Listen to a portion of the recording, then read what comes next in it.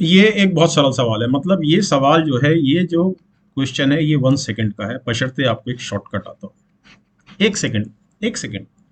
मैं इसको जैसे ही मैंने यहाँ 9 देखा और मैंने ये देखा कि नंबर को जो एक बार जो डिजिट 1 को 9 बार लिखकर जो भी संख्या बनेगी उसको हम उसी नंबर से मल्टीप्लाई कर रहे हैं, तो सम ऑफ द डिजिट्स क्या होगा ऑफ द रिजल्टेंट।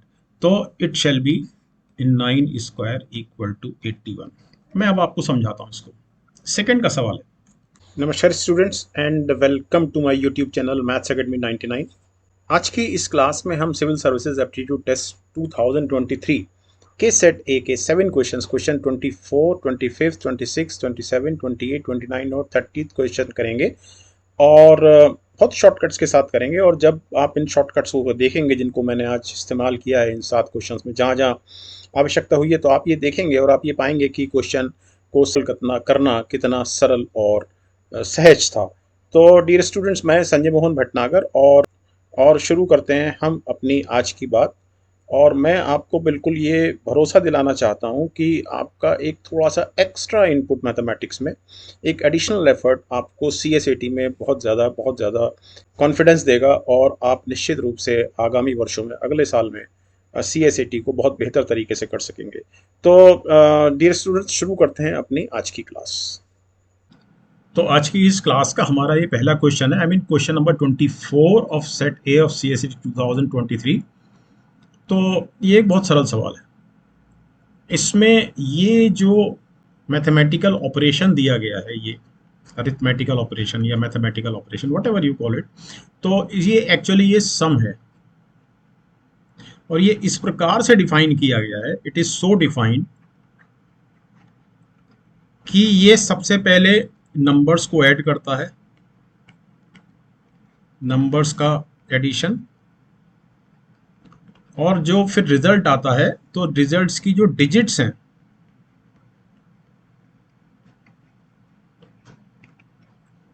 उनका एडिशन। तो ये नंबर इस तरह से डिफाइन, ओके। अब 9 और 7 16 और 10 26, 26 इक्वल टू 8, करेक्ट। 6 और 2 8, 11 और 9 20 और 30 50, 5 5 प्लस 0, 17 और 11 28, 28 और 21 49, 9 और 4 13, ओके। सो 23 और 4 27, 27 और 15 42। So 6 is the answer. Simple, that was a simple question, easy question. Next question लेते हैं। Let x be a positive integer such that 7x plus 96 is divisible by x. How many values of x are possible? ये भी एक बहुत बहुत सरल सवाल है, आई मीन सेकेंड्स का है, but let me explain it to you. So basically हमें ये वर्कआउट करना है, करेक्ट। और इस तरह से है ये कि 7x प्लस 96 अपॉन 6, ये जो हमको वैल्यू मिलती है, ऑब्वियसली ये हमको इंटीजर यानी कि इंटीग्रल वैल्यू मिलती है। उसने बोला डिविजिबल है इसलिए। तो 7x अपॉन x आपको एक्सप्लेन करने के लिए एक आधा लाइन एक्स्ट्रा लिख रहा हूँ, अदरवाइज जरूरत नहीं है। So this is immediately 7 which is an integer, 7x upon x। अब 96 के कितने फैक्टर्स हो सकते हैं ये हमको निकालना है। तो 96 के फैक्टर्स निकालने के लिए सबसे आसान तरीका ये है कि आप सबसे पहले इसको 1 से डिवाइड करें तो 96 आएगा, करेक्ट। जब आप 2 से डिवाइड करेंगे तो दूसरा फैक्टर 48 आएगा, करेक्ट।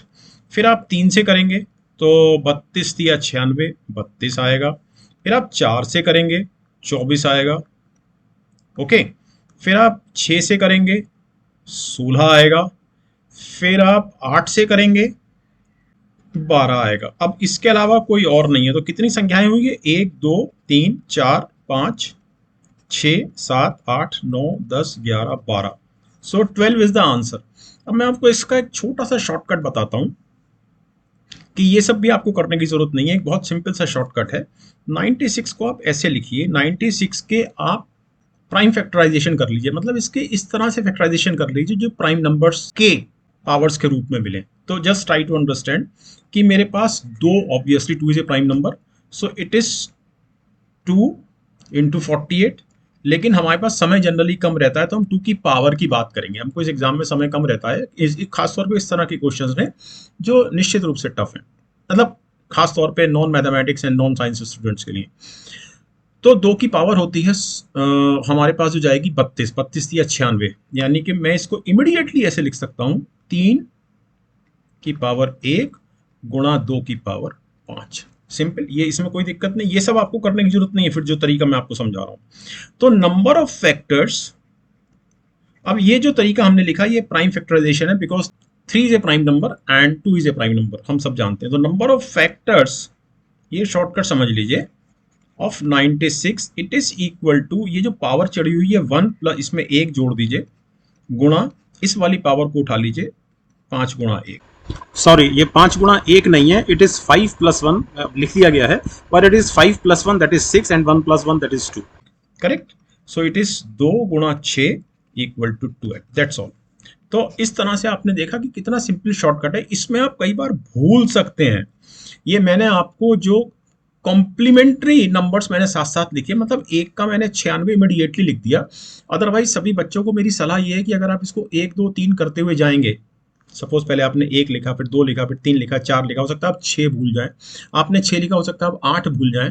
8 लिखा, हो सकता है 12 भूल जाएं। तो मेरा जो तरीका है, इसको हमेशा ध्यान रखिए कि सबसे पहले एक तो इसका जो कॉम्प्लीमेंट्री है वो 96 है, because 1 into 96 equal to 96। Then you will write down 2, और 2 का जो कॉम्प्लीमेंट्री फैक्टर है वो है 48, बिकॉज 48 दूनी 96। I think the point is very clear. मैं रिपीट करना चाह रहा हूँ कि paper was not that much tough जितना इसके लिए एक हाइप क्रिएट किया गया। इसमें छोटे छोटे शॉर्टकट्स लगे हुए हैं, लेकिन हाँ, नॉन मैथमेटिक्स स्टूडेंट्स को थोड़ा सा एडिशनल मेहनत करनी पड़ेगी। मेरी सलाह ये है कि अगले साल के लिए आप थोड़ा सा CACT पर निश्चित रूप से कुछ ज़्यादा फोकस करें, कुछ शॉर्टकट सीखें, और मैं कंटिन्यूड रखूंगा क्लास को CACT के लिए। शॉर्टकट सीखें, आपको मदद करेंगे। ओके, नेक्स्ट क्वेश्चन लेते हैं। Let P, Q, R and S are distinct single digit positive numbers, then what is the greatest value of P plus Q into R plus S? बहुत simple सा question है ये। चूंकि मेरे को greatest value निकालनी है, तो मुझे P, Q, R, S की जगह ग्रेटेस्ट नंबर ही चाहिए। Now what is the meaning of the greatest numbers? Obviously 6, 7, 8, 9, ये सिंगल डिजिट बोला गया है। तो हमें इसके कुछ परमुटेशंस बनाने हैं, कॉम्बिनेशन बनाने हैं, जिससे हमको P plus Q into R plus S हमको मैक्सिमम मिल सके। Just understand. एक तरीका ये है कि मैं 6 प्लस 7 रखूं इंटू 8 प्लस 9 रखूं, यानी कि 13 गुणा 17। सिंपल। दूसरा तरीका ये है कि मैं 6 प्लस 8 रखूं, 7 प्लस 9 रखूं, इक्वल टू 6 और 8 14, 9 और 7 16। फिर एक तरीका ये है कि मैं 6 प्लस 9 लिखूं इंटू 7 प्लस 8 लिखूं। करेक्ट। 9 और 6 15, 7 और 8 15। तो ऑब्वियसली इसमें से किसी भी रिजल्ट में यूनिट डिजिट 0 नहीं आएगा। ओके, क्योंकि 5 कहीं भी इवन नंबर से गुणा नहीं हो रहा है। So this option is out of question. Correct. तो हमारे सामने 17 दिया 51, 5 से 17 एकम 17 और 5 22, 16 चक 64, 16 एकम 16 और 6 22, और 15 गुणा 15 225। So obviously 225, that is B is the option. Okay, simple, that was an easy question. Next लेते हैं। Now this, let us see this question. CSET 2023 set A का 27वां question. A number n is formed by writing 9 for 99 times. What is the remainder if n is divided by 13? तो मैं इसको एक simple shortcut से करूंगा, और उस शॉर्टकट का नाम है मॉड्यूलर अरिथमेटिक। उस पर मैं सेपरेट क्लास लूंगा, लेकिन मैं आपको समझाना चाह रहा हूं कि मॉड्यूलर अरिथमेटिक से इस तरह के क्वेश्चंस आप कितनी क्विकली कर सकते हैं। लेकिन सबसे पहले आप ये चीज़ देखें कि अगर आपके पास एक 9 है, so it is 10 raise to power 1 minus 1, 10 raise to power 1 minus 1। अगर आपके पास 9 दो बार लिखा गया मीन्स 99 है, so it is 10 square minus 1। अगर आपके पास 3 बार 99 लिखा गया है, so it is 10 cube minus 1, and so on so on. तो आपके पास ये 99 टाइम्स लिखा गया है, so this is equal to 10 raise to power 99 minus 1। तो मैं क्या करूंगा, मैं रिमाइंडर निकालूंगा 10 raise to power 99 minus 1 upon 13 पर, और जो भी रिमाइंडर आएगा उसमें मैं एक माइनस कर दूंगा। तो सपोज रिमाइंडर आता है से आर, तो मैं आर माइनस 1 निकाल लूंगा। मैं आपको समझा देता हूं कि 99 में अगर आप 13 से भाग करते हैं तो 13 सत्ते 91, 8 रिमाइंडर बचता है, करेक्ट। तो 100 में कितना बचेगा? 9। तो आप 9 में से एक माइनस करके 8 पे आ रहे हैं, करेक्ट। तो ये स्ट्रेटेजी लगाएंगे हम जो मैंने आपको यहां बताई है। तो मैं निकालने जा रहा हूं remainder of this thing, correct. Now just try to understand कितना क्विकली ये सवाल होता है। मॉडुलर अरिथमेटिक मैं आपको एक सेपरेट क्लास में समझाने जा रहा हूं। तो जब हम 10 रेज टू पावर 3 को हम 13 से डिवाइड करते हैं तो हमारे पास क्या रिमाइंडर बचता है? तो 13 सत्ते 91, 9 90, 13 छंग 78, 12। तो मैं इस लाइन को, ये जितना कैलकुलेशन आपने देखा, इसको मैं इस तरह से लिखूंगा 10 raise to power 3 that is 1000 equal to 12 mod 13। Okay, so it is equal to 12 में से 13 गया -1, so it is -1 mod 13 means 10 raise to power 3 raise to power 33 equal to 10 raise to power 9 equal to -1 raise to power 33। इधर left hand में मैंने 33 चढ़ाया तो इधर भी चढ़ाया, मॉड 13 एक -1 raise to power 33 again -1, so it is -1 mod 13। So -1 remainder बच रहा है, इन अदर वर्ड्स 12 रिमाइंडर बच रहा है। So it is equal to 12 mod 13, 13 में से एक गया 12। तो जब आप 10 रेज टू पावर 99 को 13 से डिवाइड कर रहे हैं तो 12 रिमाइंडर बच रहा है, और जब आप 10 रेज टू पावर 99 माइनस 1 को डिवाइड करेंगे 13 से तो ऑब्वियसली 11 बचेगा। So option A is the answer. Okay, let us take next question. ये एक बहुत सरल सवाल है, मतलब ये सवाल जो है, ये जो क्वेश्चन है ये 1 सेकंड का है, बशर्ते आपको एक शॉर्टकट आता हो। 1 सेकंड, 1 सेकंड। मैं इसको जैसे ही मैंने यहाँ 9 देखा और मैंने ये देखा कि नंबर को जो एक बार जो डिजिट 1 को 9 बार लिखकर जो भी संख्या बनेगी उसको हम उसी नंबर से मल्टीप्लाई कर रहे हैं, तो सम ऑफ द डिजिट्स क्या होगा ऑफ द रिजल्टेंट? तो it shall be in 9 square equal to 81। मैं अब आपको समझाता हूँ इसको। सेकंड का सवाल है, अगर आप एक बार लिखें सो it is 1, so this is 1 square. अगर आप 2 बार लिखें 1 1 को तो इट इज 11 गुणा 11, 1 2 1, इसका सम हुआ 4, 4 2 का स्क्वायर क्योंकि आपने 2 बार लिखा। अगर आप 3 बार लिखें सो इट इज 1 2 3 2 1, आप करके देख सकते हैं। सो 2 और 1 3, 3 6 और 2 8 और 1 9, सो 3 स्क्वायर। ओके, आपने कितनी बार लिखा? आपने लिखा 1 1 3 2 5 2 7 2 9, और नीचे ऐसे ही लिखा आपने 2 2 4 2 6 3 9। इसका जो गुणा आएगा आपको याद भी रख लेना चाहिए, 1 2 3 4 5 6, बिल्कुल इसी पैटर्न पर 7 8 9, और यहाँ से रिपीट लीजिए 8 7 6 5 4 3 2 1। तो चूंकि 9 बार लिखा गया है so it will be 81, 9 square. आप सम भी करके देख लीजिए, 1 और 2 3 और 3 6 4 10 5 15 6 21 7 28 8 36, 36 9 45 और 8 53 60 60 66 5 71 4 75 3 78 और 2 80 और 1 81। सो आई थिंक दिस शॉर्टकट आपको समझ में आ गया होगा, ये बहुत सिंपल शॉर्टकट था, ये 1 सेकंड का सवाल था। ओके, नेक्स्ट क्वेश्चन लेते हैं। What is the sum of all digits which appear in all the integers from 10 to 100? तो हमारे पास जो नंबर्स हैं, इंटीजर्स हैं 10 से 100 तक, उसको हम इस तरह से लिखेंगे 10 11 12 13 14 15 16 17 18 और 19। फिर यहाँ पे मैं लिखूंगा 20 21 and so on so on. इसमें डिजिट्स का सम 1 2 3 4 5 6 7 8 9 और 10। फर्स्ट 10 नेचुरल नंबर्स का सम 55 होता है, यानी मैं ये कहना चाह रहा हूं कि सिग्मा n वेयर n बराबर 1 to 10 it is equal to 55, correct. तो ये टोटल आपके पास आया 55। अब 10 से आप 20 पर आए, 11 से 21 पर आए, एंड सो ऑन यहाँ पर आप 28 आए, 29 आए, तो आपने सब जगह 10 बढ़ा दिया। तो इसलिए यहाँ जो टोटल होगा इन सब का, यानी कि 2, 3 एंड सो ऑन, नोट दो 11, ये होगा 65, क्योंकि सब जगह आपने एक एक बढ़ा दिया। ये 1 प्लस 0 1 था, ये 2 प्लस 0 2 हो गया, ये 1 प्लस 1 2 था, ये 2 प्लस 1 3 हो गया। तो आपने सब जगह 10 बढ़ाया, एक एक बढ़ाया, सब जगह आपने एक एक बढ़ाया, 10 का आपने 11 कर दिया, यहाँ 11 हो गया, बिकॉज 2 और 9 11 होता है। ओके, इसी तरह से नेक्स्ट टाइम 75 हो जाएगा। तो आप कहां तक जाएंगे? आप जाएंगे 90, 91 से लेके 99। करेक्ट। अब ये कितने टर्म्स हुए? 1 2 3, जहां तक भी जा रहे हैं। लेकिन हमको ये मालूम है कि अगर हम एपी की बात करें, सो इनिशियल टर्म इज 55, ये वाला it is 55। Common difference 10, 55 65 75। Okay, and N बराबर हमने देखा 9, ये पहला, ये दूसरा, फिर 90 से लेके 99 तक, तो 9।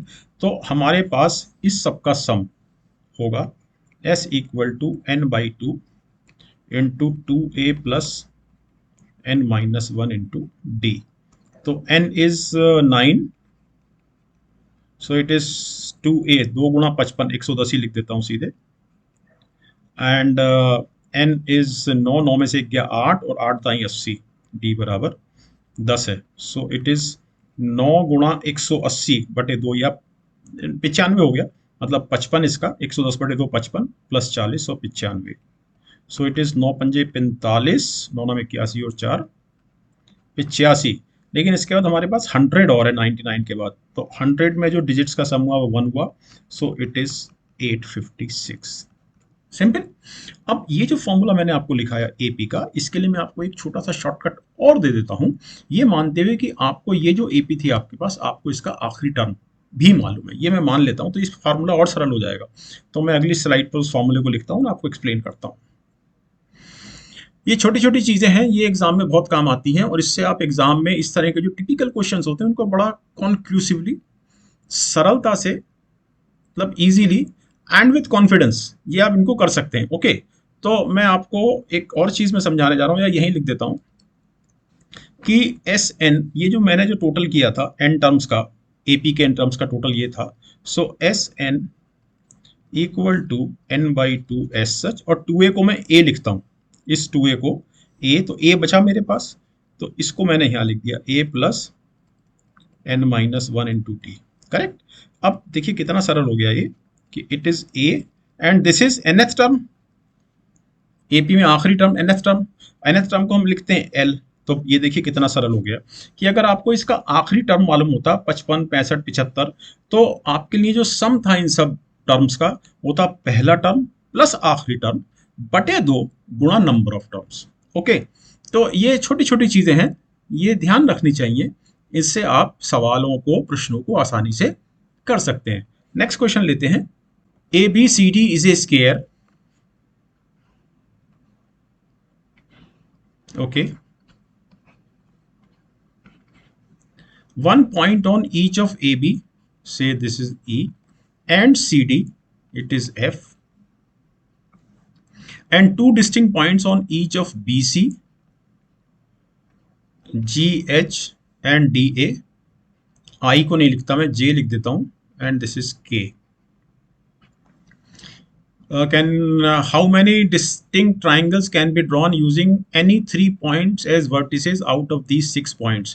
यानी कि 6 पॉइंट कौन से, आपको ये पॉइंट नहीं लेना है, ये पॉइंट नहीं लेना है, ये पॉइंट नहीं लेना है, तो आपके लिए जो 6 पॉइंट्स हैं वो हैं E, F, G, H, J, K।